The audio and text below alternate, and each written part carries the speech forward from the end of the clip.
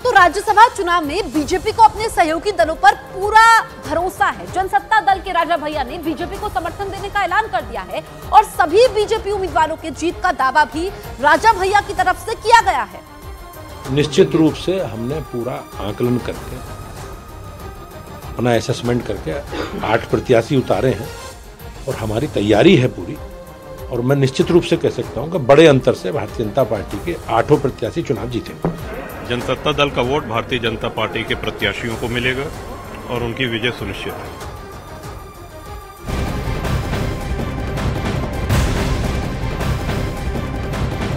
उधर हिमाचल प्रदेश की अगर हम बात कर लें तो हिमाचल प्रदेश में एक राज्यसभा सीट के लिए आज वोटिंग होगी। कांग्रेस ने पूर्व केंद्रीय मंत्री और वरिष्ठ नेता अभिषेक मनु सिंघवी को अपना उम्मीदवार बनाया है। वहीं सिंघवी के सामने बीजेपी ने हर्ष महाजन को उतारा है। हिमाचल में चुनाव जीतने के लिए 35 वोटों की जरूरत है। आशंका यह है कि वोटिंग के पहले विधायक क्रॉस वोटिंग कर सकते हैं। बीजेपी उम्मीदवार हर्ष महाजन ने दावा यह किया है कि कांग्रेस विधायक अंतरात्मा की आवाज से वोट देंगे। तो बीजेपी ने हर्ष महाजन को मैदान में उतारा है। अगर हम कांग्रेस की तरफ से बात करें तो पूर्व केंद्रीय मंत्री और वरिष्ठ नेता अभिषेक मनु सिंघवी को अपना उम्मीदवार कांग्रेस ने हिमाचल प्रदेश में बनाया है। तो हिमाचल प्रदेश की एक राज्यसभा सीट पर किसकी जीत होगी, इस पर सभी की नजरें टिकी हुई हैं। आपको ग्राफिक्स के जरिए दोनों पार्टी के उम्मीदवार और सियासी गणित को समझाते हैं। यह भी बेहद दिलचस्प हो जाता है। हिमाचल प्रदेश में सीट एक है, उम्मीदवार 2 हैं। अभिषेक मनु सिंघवी ये कांग्रेस की तरफ से उम्मीदवार हैं, पूर्व केंद्रीय मंत्री हैं, कांग्रेस के प्रवक्ता, वरिष्ठ अधिवक्ता है, 3 बार पहले भी राज्यसभा सांसद रहे हैं। हर्ष महाजन की बात करें तो 2022 में कांग्रेस से बीजेपी में आए, पूर्व सीएम वीरभद्र सिंह के रणनीतिकार रहे हैं। वीरभद्र सरकार में पशुपालन मंत्री भी ये रहे हैं। तो ये 2 उम्मीदवार जिनके बारे में हम आपको बता रहे हैं। 35 वोटों की जरूरत है राज्यसभा जाने के लिए। यहां पर भी लड़ाई दिलचस्प है।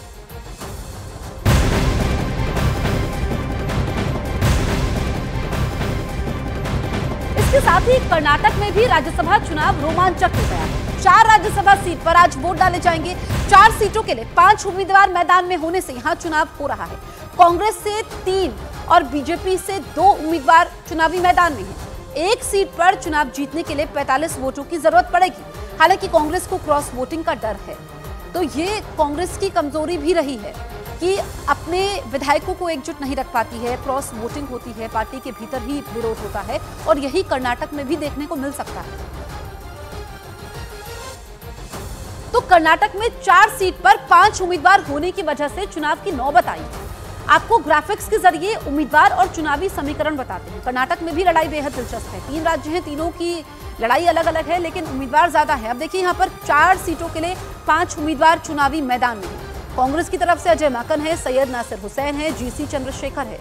तो ये 4 सीटें हैं, लेकिन उम्मीदवार 5 है। बीजेपी जेडीएस उम्मीदवार, संयुक्त उम्मीदवार जिसमें नारायणा कृष्णासा भांडगे हैं और कुपेंद्र रेड्डी हैं, ये चुनावी मैदान में है। आज यहाँ पर वोटिंग होने वाली है। इसी वजह से वोटिंग हो रही है क्योंकि 4 सीटों के लिए 5 उम्मीदवार हैं और एक सीट जीतने के लिए 45 वोटों की जरूरत पड़ेगी। ऐसे में कांग्रेस को यहाँ पर क्रॉस वोटिंग का डर है और ये देखना होगा कि यहाँ पर कौन राज्यसभा जाते हैं। 4 विधायक कौन से राज्यसभा जाते हैं, तो यहाँ पर भी लड़ाई दिलचस्प है। कर्नाटक की अगर हम बात करें, और इसी वजह से वोटिंग की जरूरत पड़ती है कि अगर उतने ही मैदान होते हैं, क्योंकि संख्या बल के लिहाज से होता है, उतने ही उम्मीदवार मैदान में होते हैं, तो फिर वोटिंग की जरूरत नहीं पड़ती है, निर्विरोध वो चुने जाते हैं।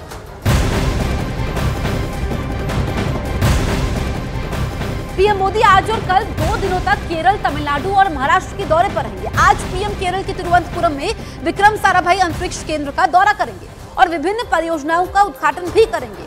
उसके बाद तिरुवनंतपुरम में ही एक सार्वजनिक बैठक में हिस्सा लेंगे। शाम 5 बजे के बाद तमिलनाडु के मदुरई पहुंचेंगे, जहां वो creating the future digital mobility for automotive MSME उद्यमियों कार्यक्रम में हिस्सा लेंगे। तो विक्रम साराभाई अंतरिक्ष केंद्र का दौरा पीएम मोदी करने वाले हैं। दक्षिण के मिशन पर पीएम मोदी अंतरिक्ष केंद्र में कई परियोजनाओं का उद्घाटन करेंगे। तो अपने केरल, तमिलनाडु और महाराष्ट्र दौरे को लेकर पीएम ने ट्वीट भी किया। सोशल मीडिया एक्स पर उन्होंने ट्वीट करके लिखा, 2 दिनों 27 और 28 फरवरी को मैं विभिन्न कार्यक्रमों में हिस्सा लेने के लिए केरल, तमिलनाडु और महाराष्ट्र में रहूंगा। अंतरिक्ष से लेकर समुद्र तक, कृषि से लेकर एमएसएमई तक ये कार्यक्रम विविध क्षेत्रों को कवर करेंगे। तो तो पीएम मोदी आज केरल और तमिलनाडु के दौरे पर रहेंगे। आइए आपको हम ग्राफिक्स के जरिए बताते हैं कि पीएम का क्या कार्यक्रम है और ये कार्यक्रम किस लिहाज से महत्वपूर्ण हो जाता है। सुबह 10:45 पर तिरुवनंतपुरम विक्रम साराभाई अंतरिक्ष केंद्र का दौरा पीएम मोदी करेंगे और उसके बाद कई परियोजनाओं का उद्घाटन करेंगे। तिरुवनंतपुरम में ही दोपहर 12 बजे एक जनसभा को पीएम मोदी संबोधित करेंगे। दोपहर 2:45 पर तमिलनाडु के तिरुपुर में जनसभा करेंगे। उसके बाद शाम को 5:15 पर तमिलनाडु के मदुरई में डिजिटल मोबिलिटी पहल कार्यक्रम में हिस्सा लेंगे। तो काफी व्यस्त कार्यक्रम है पीएम मोदी का। केरल और तमिलनाडु के दौरे पर है और आज सुबह 10:45 पर उनके दौरे की शुरुआत होगी, जब वो विक्रम साराभाई अंतरिक्ष केंद्र का दौरा करेंगे।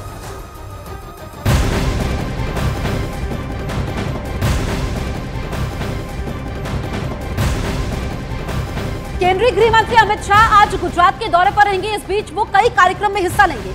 सुबह 10:30 बजे अमित शाह अहमदाबाद में सामूहिक विवाह समारोह में हिस्सा लेंगे। उसके बाद कलोल में कपिलेश्वर महादेव मंदिर में पूजा करेंगे। इसके साथ ही गांधीनगर में विभिन्न विकास कार्यों का शिलान्यास और लोकार्पण भी करेंगे। तो अहमदाबाद में सामूहिक विवाह समारोह में जाएंगे अमित शाह।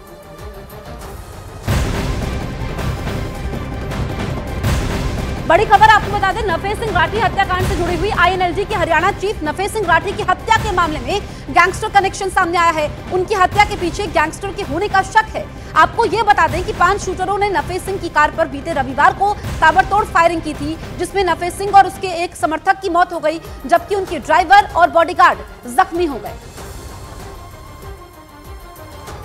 तो नफे राठी हत्याकांड को जिस तरीके से अंजाम दिया गया वो सिद्धू मूसेवाला की हत्या की तरह ही है। पहले रेकी करना, फिर गाड़ी को निशाना बनाते हुए ताबड़तोड़ फायरिंग करना। अब आपको पुलिस की अब तक की तफ्तीश में क्या कुछ सामने आया है वो हम बताते हैं, जो काफी अहम हो जाता है। नफे राठी की हत्या में गैंगस्टर कनेक्शन सामने आया है, ये सबसे अहम बात है। जिस गैंगस्टर पर पुलिस को हत्या का शक है, दरअसल वो विदेश में रहता है और नफे राठी पर हमला करने वालों में उसके भी शूटर हो सकते हैं। हत्याकांड के मामले में तिहाड़ जेल में गैंगस्टरों से भी हरियाणा पुलिस ने पूछताछ की, जिसमें सामने यह आया कि लॉरेंस बिश्नोई और काला जटेड़ी गैंग का हत्याकांड में कोई हाथ नहीं है।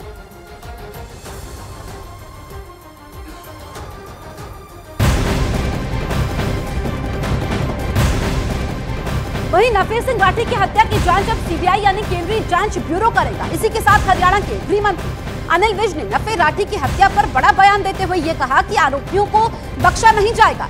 इतना ही नहीं, उन्होंने आरोपियों को सख्त से सख्त सजा देने की बात कही है।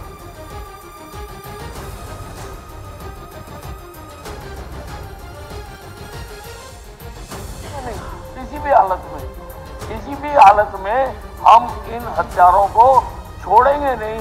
जो भी पाए जाएंगे उनके खिलाफ सख्त से सख्त कार्रवाई की जाए।